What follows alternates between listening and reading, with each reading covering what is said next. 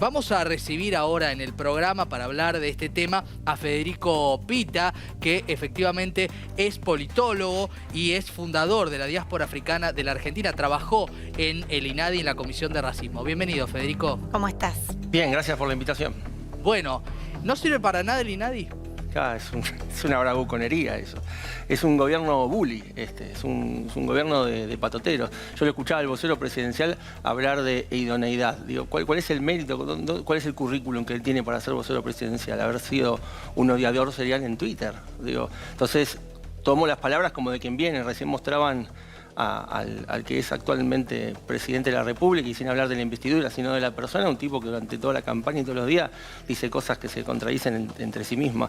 La realidad que toca defender las cuestiones más obvias, pero bueno, esa es la situación que estamos viviendo. ¿Qué significa la amenaza del cierre del INADI y hacerse el fuerte con los más débiles? Digo, confundir la canciller actual de la República planteando que cerrar un instituto que lucha contra el racismo es proteger la libertad de expresión. ¿Cuál es la libertad de odiar? No existe eso. O sea, hay claramente un desconocimiento absoluto, entiendo yo, que del Estado en general y muy en particular la labor que viene haciendo el INADI y sobre todo los beneficios que ha aportado al proceso democrático el INADI se demuestran en la diversidad y la pluralidad ideológica de quienes defienden hoy esta amenaza, una amenaza más a una estructura del Estado que defiende algo tan elemental como el derecho a la identidad. Claro.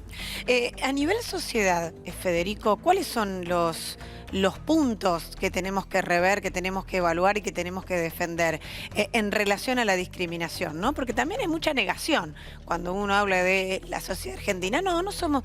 Escuchás muchas veces decir, bueno, no hay tanta discriminación en Argentina, como si un poco de discriminación estuviera bien, ¿no?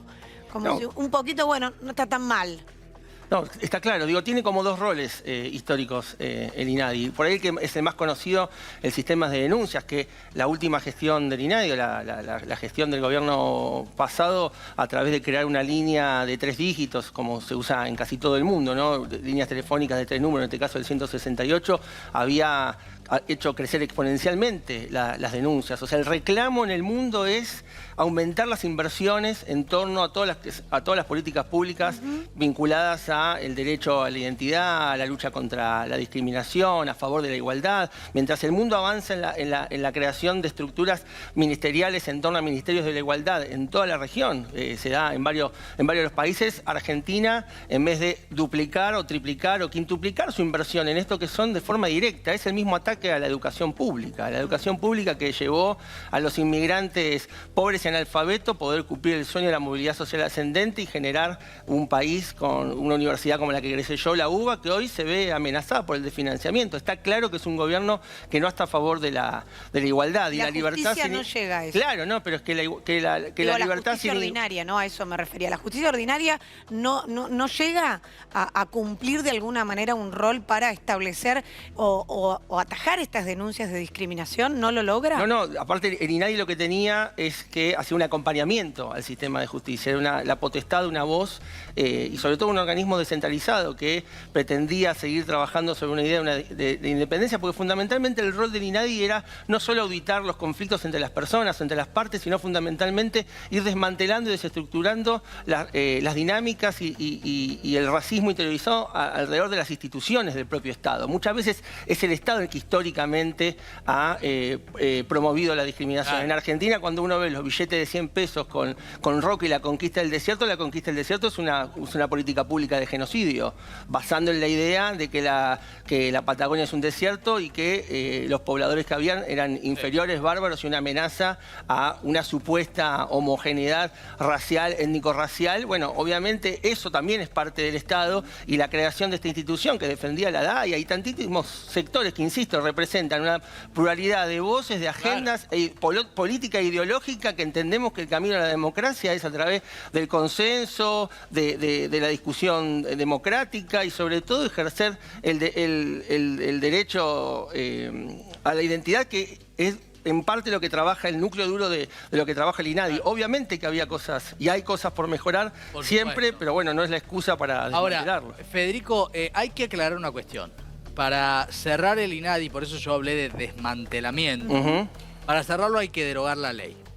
Hay que tener los votos. La palabra de la DAIA es muy importante, sobre todo para este gobierno. por los gestos que Javier Milei tiene en relación a la colectividad. No sé si será un punto para tirar para atrás la decisión anunciada, pero que va a ser mella, diría yo.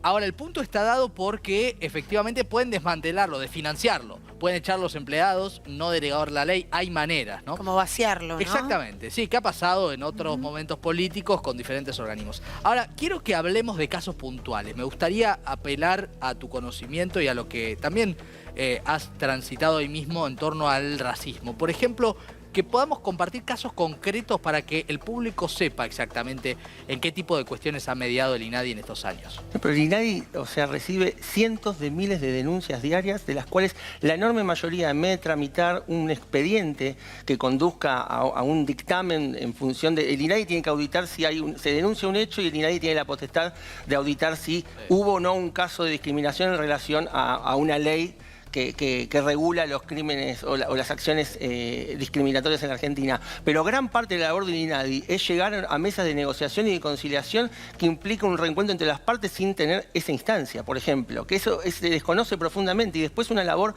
de concientización y de sensibilización en relación a distintos flagelos de desigualdad y discriminación estructural que tiene la Argentina, como planteaban. Nosotros somos parte de una sociedad que infantilmente imagina que el racismo no es parte de nuestra dinámica. Como si eso fuese cierto, tendríamos miles de millones de personas en las fronteras de todo el mundo queriendo venir al país donde el racismo no existe.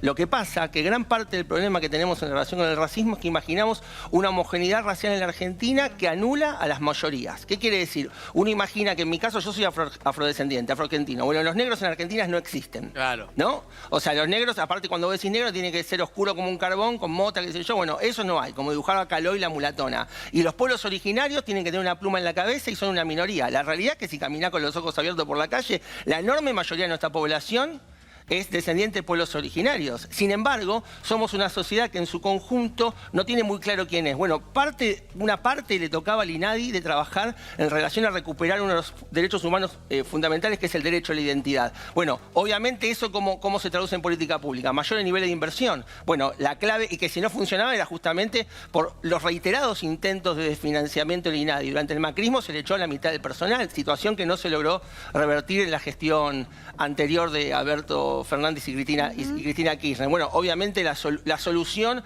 a una uña encarnada no es que te maten, ¿no? Eso está súper claro, pero no es solamente con el INADI, es demonizar la educación pública en figuras del sindicalismo, por ejemplo. La realidad es que le bajan el sueldo a la maestra de tu hijo y de tu hija, que es la que le da amor toda la mañana, de lunes a viernes, y que no solamente le enseña geografía, matemática y español, contiene a los hijos y a las hijas de millones de argentinos y argentinas a lo largo de todo el país.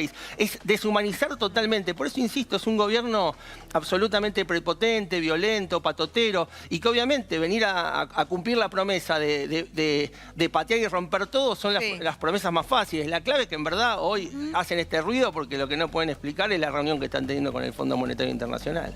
Ahora, Federico, ¿crees que faltaron en los últimos años campañas que ayuden a nivel social a entender el rol del INADI, la función que cumplía, por qué, digamos, se había formado? Y te lo pregunto porque el cierre del INADI estuvo en la campaña y en la segunda vuelta los votos fueron hacia Javier Milei, habiendo dicho que iba a tomar determinadas decisiones que hoy está realizando. ¿Te parece que a nivel social hay conciencia de la importancia de determinados lugares?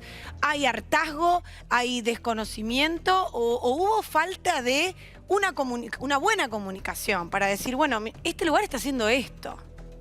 Mira, es muy compleja la pregunta porque tiene 10.000 aristas.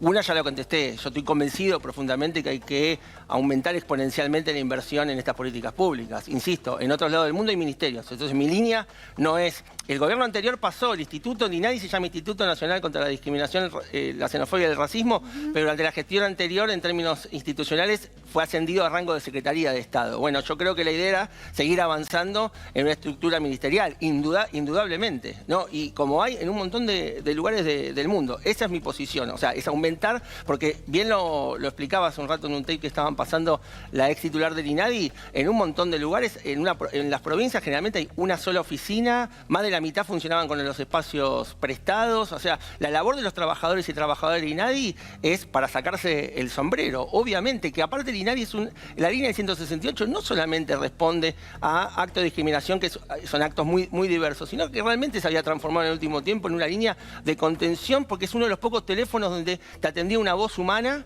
para resolver problemas de los más diversos, la vulneración al acceso a cientos de derechos, salud, educación, vivienda, etcétera, ¿no? Y ahí vehiculizar un montón de demandas que obviamente el pueblo necesita. Entonces, sin duda que el camino no era ni el cierre, ni el desmantelamiento, ni nada. Ahora, en relación a la comunicación, bueno, indudablemente es el elefante en la habitación la cuestión del racismo en la Argentina en el sentido más amplio de la palabra. Lo que no se resiste más es seguir proyectándonos como el país más blanco de la América Latina, ¿no? Sin dándole la espalda a quienes somos los argentinos y las argentinas en términos reales y concretos. Y en ese sentido, en Palma, digo, el máximo prócer de este gobierno es Alberdi, que es un tipo que construyó el esqueleto, la estructura misma del proceso constituyente y constitucional en la Argentina, planteando que gobernar es poblar. Y sobre dos grandes ideas, de que poblar un territorio que es un desierto, ese fue el gran discurso de la oligarquía fundacional en la Argentina, que implicaba, en términos de política pública, el genocidio y la masacre de millones de hombres y mujeres de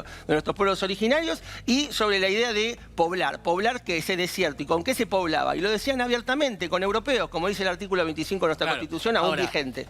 Federico, hay algo que quiero reiterar, que marca Paula, y yo creo que también es un punto que vos bien referís en términos históricos, ¿no? Porque nada nace un día para el otro. Por más que en Argentina estemos acostumbrados a que cada 4 u 8 años se crea que se refunda el país de cero, ¿no? Pero también es cierto que en muchos retratos mediáticos, incluso hasta en el humor apareció, ¿no? Mucha burla al INADI en cuanto a utilizarlo, te voy a denunciar al INADI como si fuese un gag, ¿no? Porque lo que el común de la gente piensa que el racismo es un juego. Lo que hay que revertir es que el racismo mata.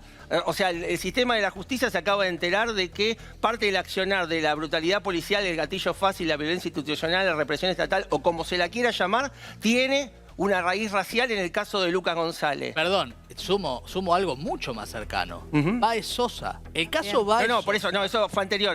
Lucas González fue el deportivo, el futbolista de...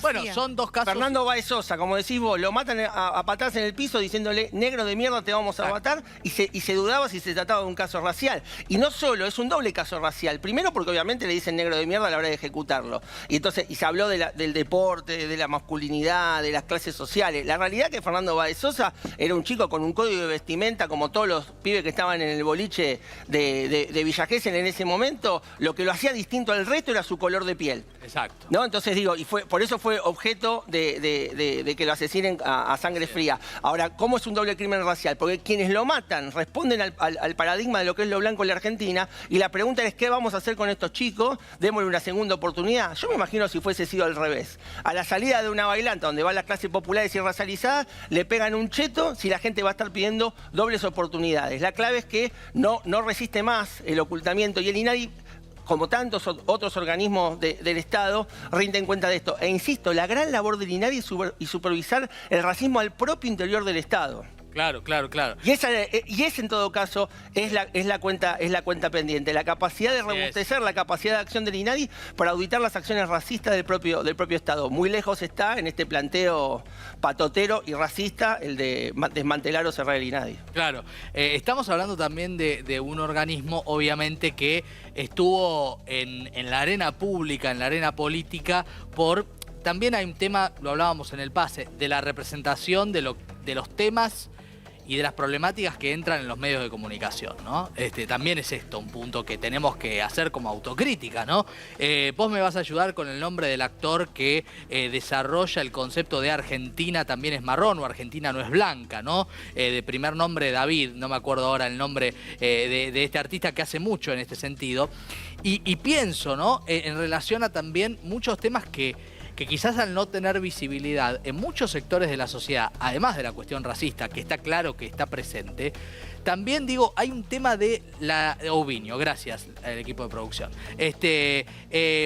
Que también hay un tema de legitimidad en la etapa pública, ¿no? En los debates y en los discursos públicos, que me parece que para todos aquellos que quizás tuvieron la suerte de no verse discriminados y no tener que ir al INADI, también era una batalla que había que dar, desde lo simbólico pienso, ¿no? En cuanto a un terreno, creo que lo aludía a esto Donda, un terreno que quedó fértil para un sector de la población para que esto se entienda como algo correcto, ¿no?